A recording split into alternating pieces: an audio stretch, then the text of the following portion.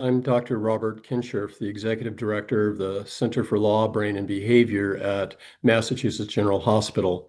Today, we're going to be talking about trauma and substance use, its impact on brain development and brain functioning. And in this talk, we're going to really take a neurodevelopmental perspective on the interaction between trauma and substance use and its potential for evolution into substance misuse or even substance use disorders. The developmental timing of exposures to adversity and trauma matter. Early trauma disrupts sensitive windows of brain development, particularly in the earlier years of life and again when in adolescence. Exposures to trauma in early childhood may have negative impacts on attachment style or even capacity to attach, the ability to achieve fluent language acquisition and processing, the regulation of our behaviors in reciprocal relationships, which may make it more difficult to establish close, intimate relationships with our family members, and as we grow older, with people outside of our families, including our friends. It also creates a certain kind of use-dependent plasticity, meaning that there's maladaptive wiring that arises with exposures repeatedly to traumatizing adversity. And this makes us particularly vulnerable to emotional dysregulation, social misinterpretation, perceiving threat or failing to perceive threat, the two flip sides of the same coin, hypervigilance and then hypovigilance, in which the brain tries to down tune its responses to threat, even when threats may be real. With the introduction of substance use, however, we add an additional factor into this mix, and that includes the potential hijacking of the dopamine receptors in our reward systems. Dopamine is essentially the currency of reward at the neural level. And with repeated exposure to substances which hijack, which literally replace dopamine production in the brain, we then see the beginning of patterns of dependence upon substances, which may result in addiction, in which we see both physical and psychological withdrawal.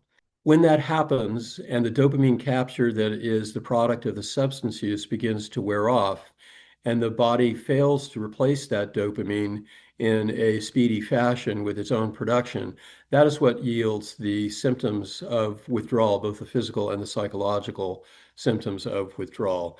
And over time, with repeated introductions of a substance, you see this maladaptive wiring becoming further and further entrenched, both reshaping the wiring, differentially reinforcing the wiring, and depending on the substance of the brain, alcohol, for example, being a good example, literally destroying wiring in the relevant brain systems.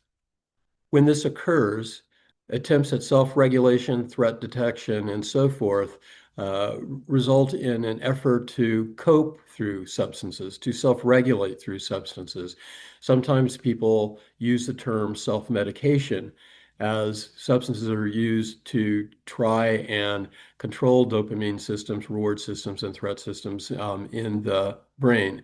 It becomes a self-medication for hyperarousal, which people will experience as anxiety, difficulties with sleep, overreactivity to events, situations. It's also used to self-medicate for hypoarousal, which is a kind of overcorrection in the other way. We're watching the brain sort of trying to dampen down its hyperarousal systems through underreacting. And we see this in persons when they psychologically numb or dissociate in the face of anticipated or actual threats as detected in their environment. This provides short-term relief, but it yields long-term dysregulation, cognitive dysregulation, and also emotional and behavioral dysregulation in either hyperarousal or hypoarousal states. This pattern can yield a cycle of trauma and substance use in which the substance misuse itself increases the likelihood of adversities and traumatic exposures, including, for example, self-injury, accidents, hyperreactive in the form of aggression or violence, which can have significant legal consequences.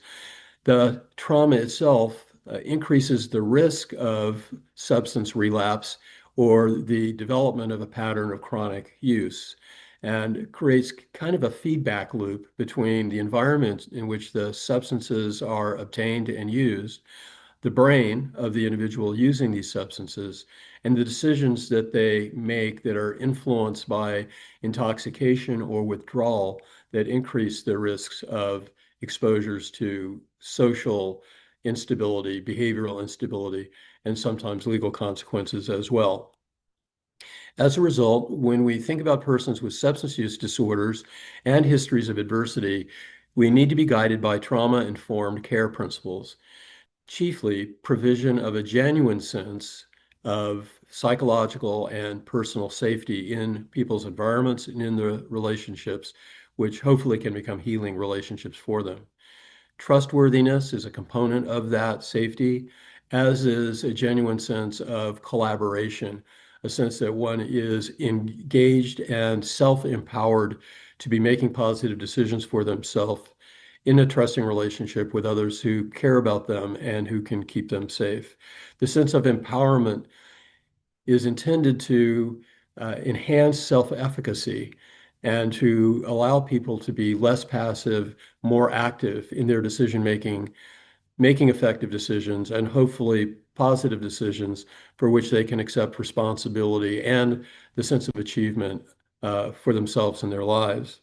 Once we understand the complex but critical interplay between histories of adversity and traumatizing adversity, and with cycles of substance use, we can see the importance of applying key principles in addressing this combination of substance use and histories of traumatizing experience. These principles include the provision of a genuine sense of safety in their physical environment and in their social environment, including their relationships with us, whether we be psychotherapists, physicians, their attorneys, even judges attempting to create an atmosphere in a courtroom, probation staff, and others. This is an essential principle because without the restoration of a sense of physical and psychological safety, it's going to be very, very difficult to achieve other positive goals for this individual and address the situations in which they find themselves. A key component of this sense of safety is the establishment of mutual trustworthiness, including the understanding that people who have these histories will often self-sabotage, may make errors, are likely to relapse for substance use with substance use for periods of time. But we understand that that process is the process of recovery and is the process of healing, and that them coming into terms with being able to trust you and to trust themselves is just part of this process. This often occurs through the development of collaborative relationships with each other and the opportunity to provide experiences of empowerment, which enhance the self-efficacy of the individual who has the history of substance use and trauma. This calls for an integrated treatment for co-occurring PTSD or complex trauma and substance use disorders. And the research is very, very strong that trying to treat them as though they were problems to be dealt with sequentially or on separate but parallel tracks is not nearly as effective as combining under the umbrella of a trauma-informed care the principles and techniques required to treat simultaneously both PTSD and substance use. The kinds of things that we're looking for to either build upon or help develop in an individual are protective and resilience factors. These include secure attachments, supportive relationships, emotional regulation skills, which are the foundation for cognitive regulation skills and cognitive decision making. Whenever possible, the development of secure attachment, supportive relationships, and emotional regulation skills should be supported at the earliest possible point of intervention as early as possible in order to prevent a trajectory of increasing substance use and complication of a person's life because of their behaviors and decisions that are trauma reactive rather than trauma managing. In summary, trauma fundamentally alters brain development and our ability to use our brains to function emotionally and cognitively, especially emotional regulation and positive decision making. Substance misuse often functions as a maladaptive coping mechanism, but needs to be seen not as a single problem in a person's life, but as a part of an effort to cope, however misplaced. That effort to cope is still signs of an individual striving to stabilize their lives. They may have stumbled upon a maladaptive strategy in the form of substance use, but it also signals that they can have still a hope for their own future and positive alternative futures.